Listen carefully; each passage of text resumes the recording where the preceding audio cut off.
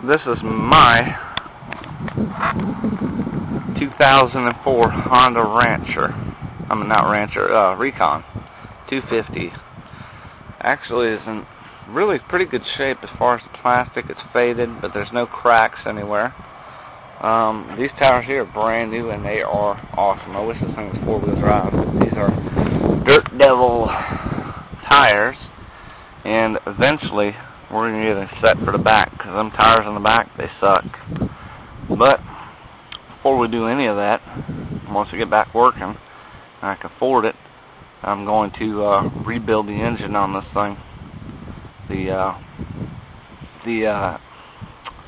crankcase breather hose come off, and we didn't know it. We was going through the woods, and crankcase breather hose come off of the engine, and it sucked in water, and it smoked like a tar kettle ever since then.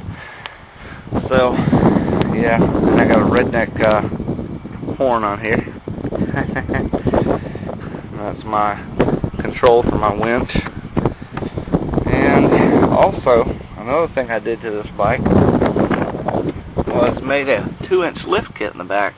Kind of muddy, but you can't see it, but right here is just a piece of plate steel, and then there's another piece of plate steel here that I've made to go over all this and give it 2 inches of lift.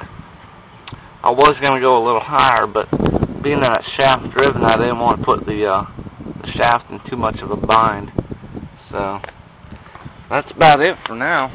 So yeah, and here's my stepson's Honda TRX 125. We have finished putting it back together, and the rear end, the bearings are shot, and we cannot get the rear end apart, so we're going to be looking for a rear end for it, or try to retrofit something off of a Honda 200S. But the motor is freshly rebuilt. Paid about $150 for a rebuild kit, and a buddy of mine, me and him put it together one weekend, and it runs great. And right over here is my stepdaughter's Suzuki LT80. Sorry, it's LT80. And the seat's off it right now because it needs to be reupholstered, but I paid $100 for this thing.